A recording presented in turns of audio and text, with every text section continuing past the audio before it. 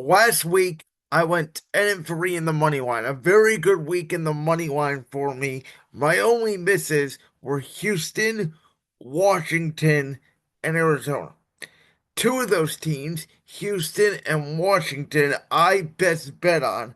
I also took Kansas City minus 10.5. So the three largest spreads I took this week because I thought there were going to be some teams that were tanking. Your Dallas is. I thought Kansas City would bounce back against Carolina. I thought, Houston would bounce back.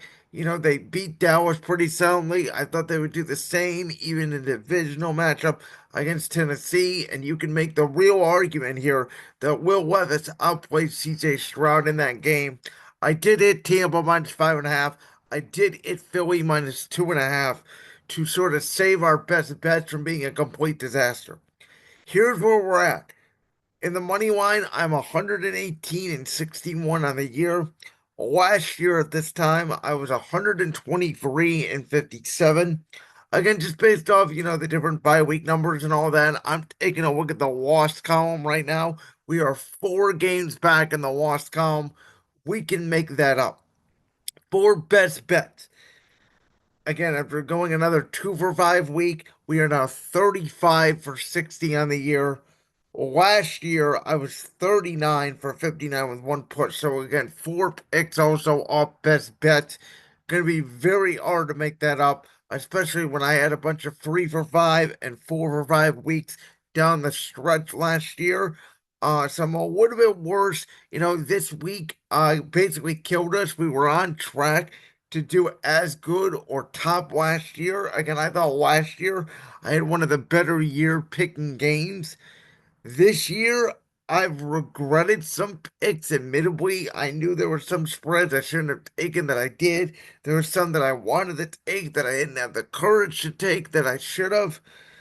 And speaking of one of those, I said I picked the Browns. I should have won with my gut. I try not to pick, the Eagles, though I love that spread so much against the Rams that I took it. And I won the number here with the Browns. I just didn't know if I could trust Jameis Winston. But you know what? In a snowstorm and with a Browns offensive line that has struggled all season long, the Browns took care of TJ Watt. Jameis Winston made more plays, believe it or not, than Russell Wilson. Mike Tomlin struggles on Thursday night. Pittsburgh has now lost, I think it's 6 out of their last 7 when they've come to Cleveland. And this Browns team, they may have 3 wins all year. Guess what? 2 of their wins are at home to the Ravens and the Steelers. And so this team plays up to their competition. Now they could go to Denver and get absolutely smacked. Playing in Denver has never been the Browns' forte. It's been their house of horrors, so to speak. But this was a game that many Clevelander fans love. This is why many Cleveland fans say this is why the dome should not be built. This is why I say the dome should be built. I don't really think unless you're drunk, or sitting there at home in a toasty warm fire under the TV, you thoroughly enjoyed that game. The players can say they will. I don't believe them. I know the coaches certainly didn't enjoy that game. Obviously that was a sight to see. But the Browns, they're playing hard. There was a lot of speculation there that if they watch this game, Kevin Stefanski could be out the door with Mike Vrabel, who's already on that coaching staff, starting to get more integrated on the sideline. But we're gonna see the in-season hard knocks with the AFC North premiere December 3rd. And I think one of the things that we're gonna see are these guys like playing for Kevin Stefanski. They play hard. The Browns season may be over, but they played spoiler to the Steelers, who could have took arguably a commanding lead in the AFC North. And this is what I've said about Pittsburgh all season long, which is I don't care that they were 8-2 going into this game. They haven't impressed me really all year. Their offense is still pedestrian. I told Michael Reiner this as a Pittsburgh Steelers fan, and I know Michael disagreed with me, but I keep telling you, Russell Wilson has not played that great. Has he been better than Justin Fields on the deep ball? Sure. But I still think this Steelers team is the same Pittsburgh team that lost to Dallas in week 5. Let's keep that in mind.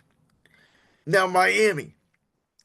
I thought even when Tua came back in week 8, they were 2-5, or excuse me, they were 2-6. And I thought, for all intents and purposes, their season was over.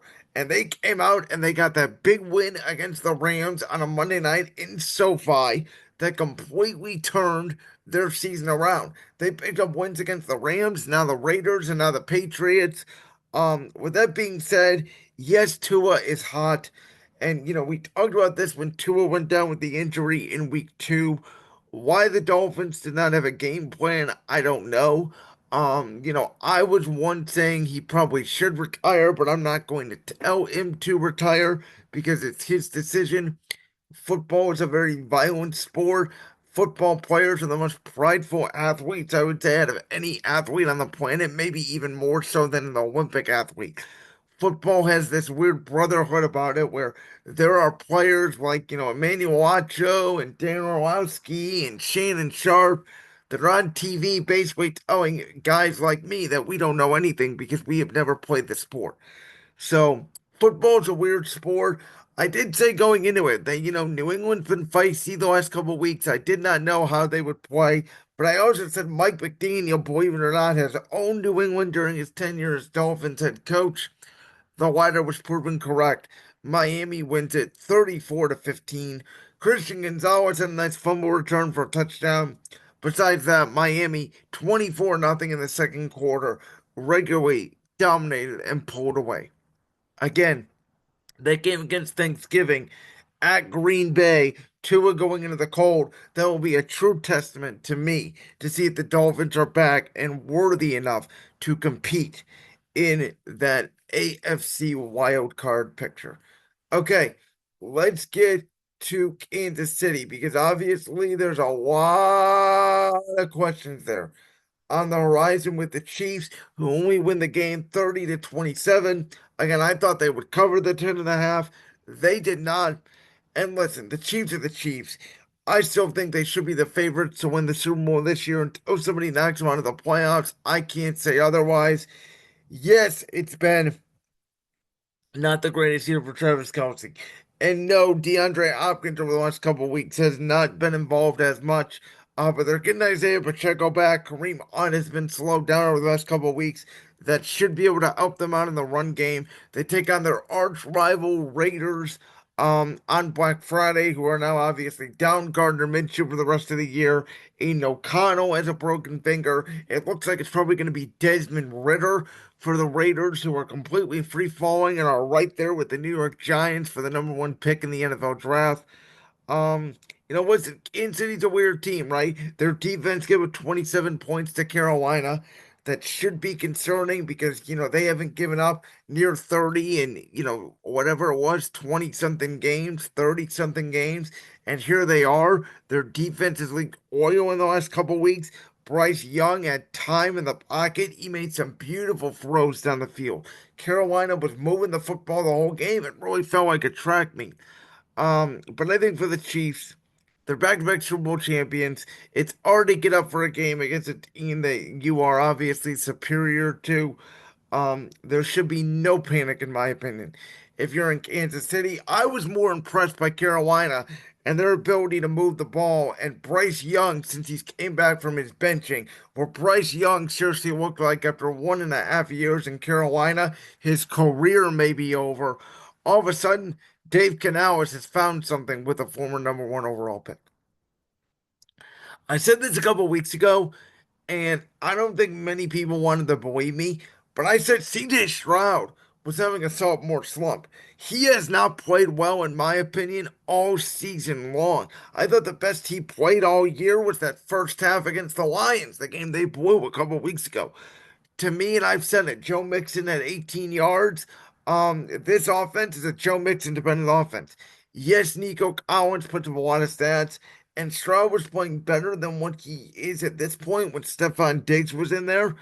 But without Nico Collins, CJ Stroud looks like a shell of himself. With Nico Collins, he does not look as the same quarterback as he was a year ago. This offense, to me, is led by Joe Mixon. And Tennessee figured that out. And I know Houston got the quick strike, and this game was tied 17-17 at half. But to Will Levis's credit, which again, Will Levis, he made a couple bad throws, a terrible interception for a pick six that I thought was going to completely change the game. But to his credit, Conway with a big play. Westbrook Akine, another big touchdown down the sideline. Like Will Levis to me is a gunslinger. He plays like Brett Favre. He plays like Carson Wentz. He's going to put the ball in arm's way. You already know he is. He's going to create big plays, and he's going to turn the football over. A little bit of Drew Lock-esque in him as well. I don't think he's a franchise quarterback, but I gotta tell you what, these Tennessee Titans are a weird football team. Every time I say bet against them with a huge spread like this, they cover. Minnesota barely covered against them. A couple weeks ago, I've been betting against the Titans a lot. I think that Will Levis will just throw the game away eventually. But let's face facts. The Titans are going to win this division only because the Titans, Jags, and Colts are awful. Houston's not a great team, and out of all the division winners, they are clearly the least best team. Are they better than the Steelers? Are they better than the Chargers? And are they even better than Denver? That I don't know. Okay, how about Detroit? They just took care of the Colts 27-6. A lot of people liked Indy plus 7.5, which is why I kind of stayed away. I kind of like the Lions here. Anthony Richardson just regressed back into Anthony Richardson. 9 for 24 with 100 yards at one point in the game. And even though, this game was kind of tight, 14-6 at the half, Jared Goff, David Montgomery, Jahmyr Gibbs, they just ran the football down the Colts' throats in the second half. And Sonic and Knuckles, as they nickname them now in that run game, Jahmyr Gibbs, David Montgomery, that Lions offensive line going downhill, it's really hard to stop. When you think about the best teams in the NFL, we all think about passing. But Detroit, Philadelphia, Buffalo, Kansas City, Baltimore. For my money, those are the five best teams in football. All of them. David Montgomery, Jahmyr Gibbs, Saquon Barkley, Isaiah Pacheco / Kareem Hunt, James Cook, Derrick Henry, they all, and Justice Hill for Baltimore as well, they all have a run game. Okay, obviously that Cowboys Commanders game was the most wild fourth quarter ever. I gotta give Dallas credit. I thought this was a tank for Dallas. I thought they were going after Deion Sanders and his son Shador Sanders at Colorado because they're so good, Deion Sanders. And then they end up losing this week to Kansas. Never been a big fan of Deion. Never been in love with that Colorado program. I think it quickly soured down after there was talk about them going undefeated last year. They turned very noisy very quickly. But regardless, back to the Cowboys and Commanders. I thought the Cowboys would do what the Giants did, which is just quit. Real quick, let me talk about that. Baker Mayfield and the Tampa Bay Buccaneers, they destroyed the Giants 30-7. Baker Mayfield with a rushing touchdown, got Mike Evans back and doing the Tommy Cutler celebration in the end zone. And after what Saquon Barkley did to the LA Rams on Sunday night, Joe Shane and Brian Dable may not have jobs come January. However, at the end of the day, Tampa Bay now with Mike Evans back. Obviously, Chris Godwin's gone for the year, but they have a little bit of a soft schedule coming up. I could see Tampa Bay, even after, starting off so hot, 4-2, they go down to 4-6. To me, they could finish 10-7. A very streaky team that could find their way to sneak into an NFC wild card spot. Um, but back to this Cowboys Commanders game. Obviously, this game for about three and a quarter was unwatchable. It was 13-9 Dallas. It was 3-3 at the half. Nobody was really moving the ball, and then all of a sudden, Devontae Turpin puts on the B, puts on the circle, whatever Xbox, PlayStation controller you're using, spin move, touchdown.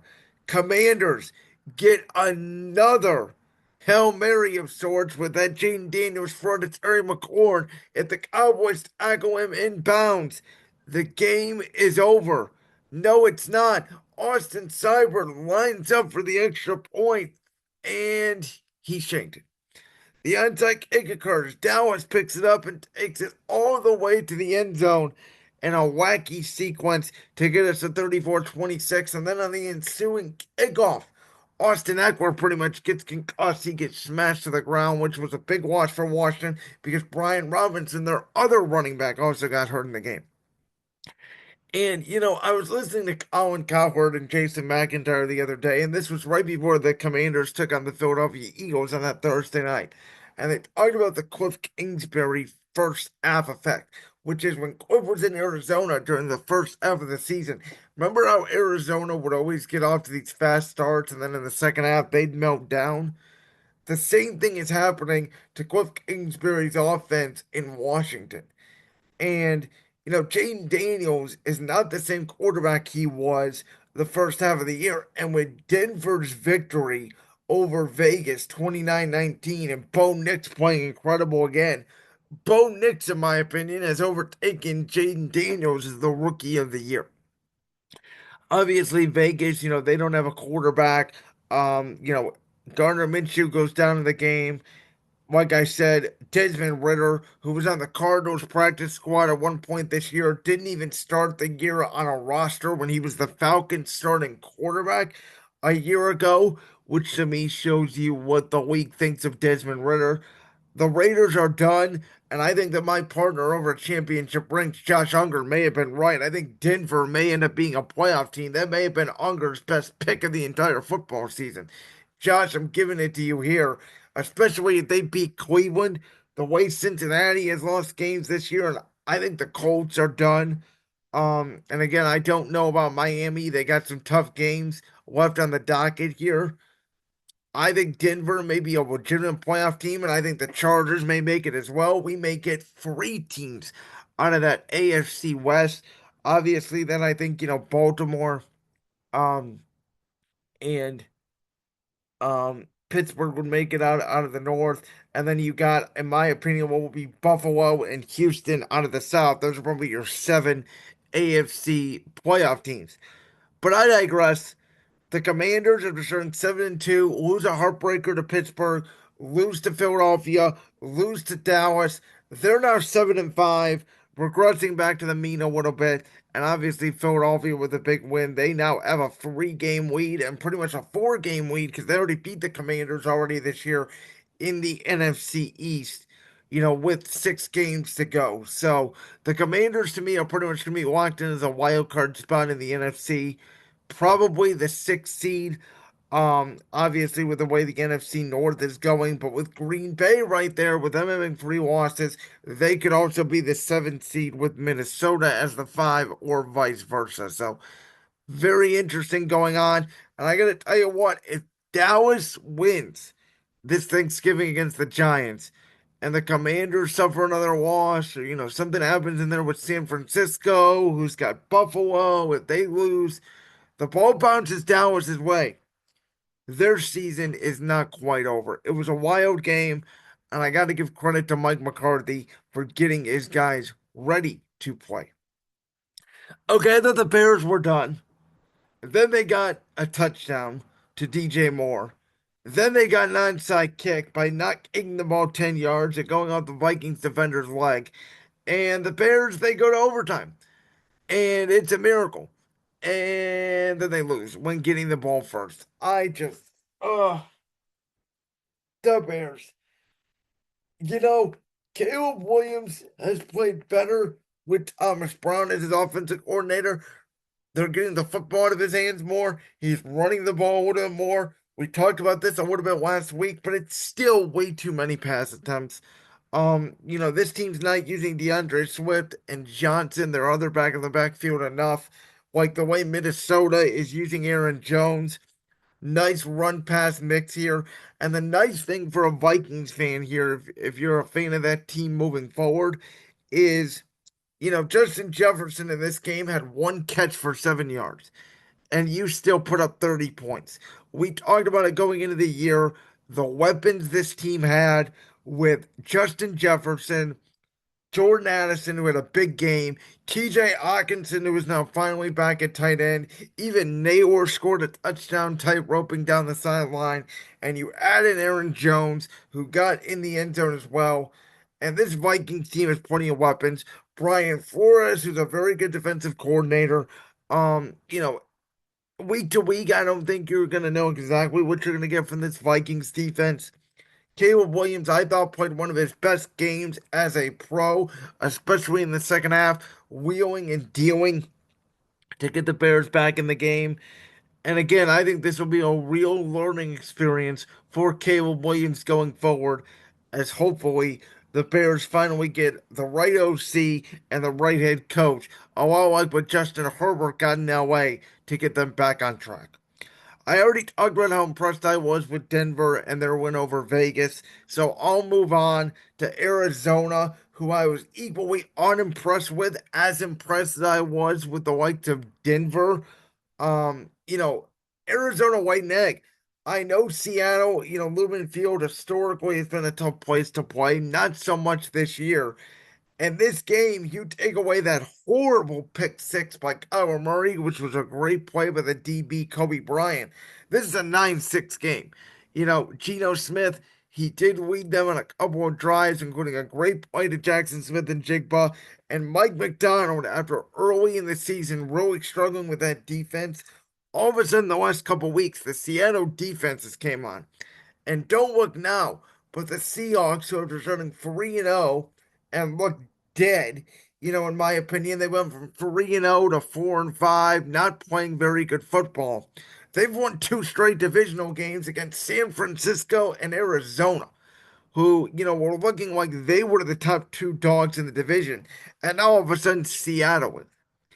And so, again, their defense has a lot of stars on it. Mike McDonald, that defense playing up to their potential. That's why they brought him in over from Baltimore, who the Ravens defense has not looked the same as it was a year ago. And then you've got Geno Smith, you got Kenneth Walker, you got JSN, you got Tyler Lockett, you got DK Metcalf. There is a scenario where Seattle goes out, they win the NFC West. Again, I had them at 7 wins. With those 2 wins against San Francisco and Arizona, they're probably now likely an 8-win team, maybe even a 9-win team. I think 9 wins will get you a victory in this NFC West. I think teams are just going to beat up on each other. But I'm impressed by Seattle, and I'll tell you what, they have more of a season to play for than San Francisco, who, yes, obviously there was no Brock Purdy, but there was barely any fight here from the Niners. And the Packers, the scary thing about Green Bay is their losses this year were against Philadelphia, that was in Brazil, and then at home to Minnesota, who, that was Jordan Love's first game coming off his injury, and then at home against Detroit. So two of their three losses are in their division. They are undefeated on the road, which to me is really impressive. And they are playing their best football at the right time. Xavier McKinney, another former Giant, leading the NFL in interceptions. Their defense under former Boston College head coach Jeff Apley has gotten better as the season goes on. They're peaking at the right time. Jordan Love is still a little bit too Brett Favre-esque to me, where he will turn the football over. But again, Josh Jacobs has been better for Green Bay than I expected. I knew Aaron Jones would be good in Minnesota. I love the way Aaron Jones runs the football. I did not expect for Green Bay to get equal, if not more, production out of Josh Jacobs, who was always hot and cold in Las Vegas slash Oakland. They did out of Aaron Jones. That to me is a credit to, again, the Green Bay coaching and that NFC North with Green Bay, Minnesota, and Detroit. I said before the year, and even the pesky Bears in last place, even after losing six in a row. I mean, that team at one point was 4-2. Um, I said I thought this would be the best division in football going into the year, and I think I'm right on that. And for San Francisco, yes, it's a Super Bowl loser hangover, but they've also dealt with a lot of injuries. And I think even Tom Brady said it on the broadcast. With all those extra playoff games that they played and the NFC Championship games and the Super Bowls and everything they've went for over 5 years, it's what we talk about in basketball a lot, right? When we see a team like the Sixers or we see a team like the Clippers who have really, struggled and they go out maybe earlier than we expected in the first round. And it's like, well, they played the equivalent of an extra season with all the playoff games they have played during the past few seasons. I think the same can be made here about San Francisco. And, at Buffalo, you never know. Depending on if Purdy plays or not, they could come out, they could always knock off Buffalo and save their season. But it does sort of feel like the season, if they go to 5-7, they'd have to win out, which I mean, they can certainly do so. They have the talent to do so. It just feels like McCaffrey's injury, Ayuk, the drama they dealt with him in the offseason, and just all of the above. I think San Francisco will be sitting at home this year in the playoffs. Was I talked about Detroit's running game? I talked about Kansas City's running game. Talked about Buffalo's running game. Let's talk about the best running back already in Philadelphia Eagles history. I was wrong about the gigantic impact he would make. I did not think it would be this gigantic. But Saquon Barkley, who, I think would have to almost break the record, Adrian Peterson's record for most rushing yards in a season to get the MVP. But he is certainly in the conversation. Because even without Devontae Smith, Jalen Hurts, Saquon Barkley, Kenneth Gainwell, A.J. Brown, Jordan Malaya, Landon Dickerson, Cam Urgis, Mekhi Becton, Lane Johnson, that offensive line up front, led by the defensive line, which did lose Brandon Graham to a torn triceps. That is a huge morale downgrade. Obviously, Brandon Graham, the most seasons ever played in one Philadelphia Eagle at 15. Still have Jalen Carter down there anchoring that defensive line with Milton Williams and, Ajoro and Jordan Davis and Zach Bond and a Kobe Dean. And obviously, those two rookies in the secondary with Cooper DeJean as well as Quinyon Mitchell. But this Philadelphia team, as I mentioned, up front, the offensive line and the defensive line, they just took apart the Rams. And Matthew Stafford and Puka Nacua have a special connection. In my opinion, even more special than Cooper Kupp. I think Puka Nacua is the go-to guy there in LA. And Kyron Williams had a nice game running the football. But at the end of the day, the Rams defense could not stop the run, and the Rams offensive line could not stop Philadelphia's defensive line from penetrating into the backfield of Matthew Stafford. This game was the same game the Eagles have played all year. Struggle a little bit early. Maybe the first quarter's a little bit bumpy. They sort of set you up. Second quarter, they start wearing you down. Third quarter, they wear you down even more. And by the fourth quarter, Saquon Barkley hits two explosive runs. Kenneth Gainwell gets in the end zone. It's ball game. It's game over. And you look up, and this Philadelphia team, they midway through the first half had 6 points, puts 30 on the board. And that's sort of been Philadelphia's formula this year.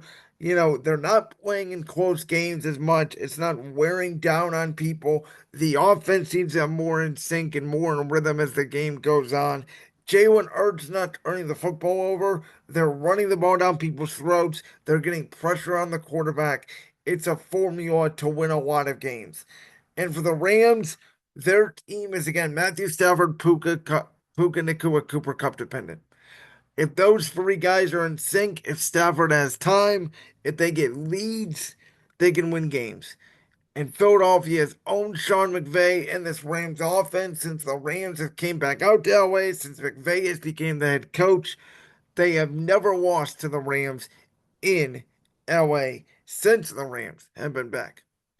3-0, excuse me, 4-0, 2-0 in SoFi, 2-0 at the Coliseum. And then Monday night, I like the Ravens to bounce back. I thought, the Chargers, they had won, 3 games in a row there. Tennessee, New Orleans, Cleveland. I thought they were due for a little bit of a letdown.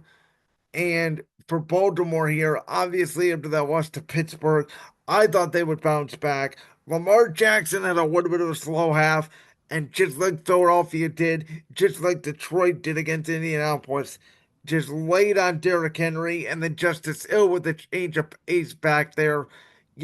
When the game was hanging in the balance a little bit, it was 23-16. Justice Hill with a big run to make it 30-16. Good night, Chargers, even though they scored a garbage touchdown there at the end. There was a lot of intrigue here on both sides. Obviously, the Chargers coordinators, Greg Roman, Jesse Minter, used to work with John Harbaugh in Baltimore. You had the scenarios of, Gus Edwards and Jake A. Dobbins coming over, obviously, from Baltimore to now lead the Charger backfield. Justin Herbert, Lamar Jackson. And at the end of the day, Lamar Jackson, Derrick Henry just made more plays. And I think the Chargers, they got beat up. They had a lot of holding calls last night. They were beat up physically. We know this team needs more weapons on the outside. We know what this team is. They're going to play good defense. They're going to run the football. Justin Herbert, for the most part, is going to be protected, and he's going to throw the football well. They just need to create more explosive plays down the field than Lad McConkey. Quentin Johnson really struggled last night. Targeted 5 times. Did not catch a ball. They really need outside of Ladd and Will Dissly another target. And then for Baltimore, Zay Flowers, Rashard Bateman, Mark Andrews, none of them were really involved that much last night. That was just, again, like Philadelphia and Detroit, a wear you down type of offense. Like that clip from the Bridgewater podcast? If so, make sure you go down there and hit that subscribe button. While you're down there hitting the subscribe button, make sure to also hit the notification bell so you never miss another upload. And make sure you check out all the other clips from the Bridgewater podcast right here on YouTube.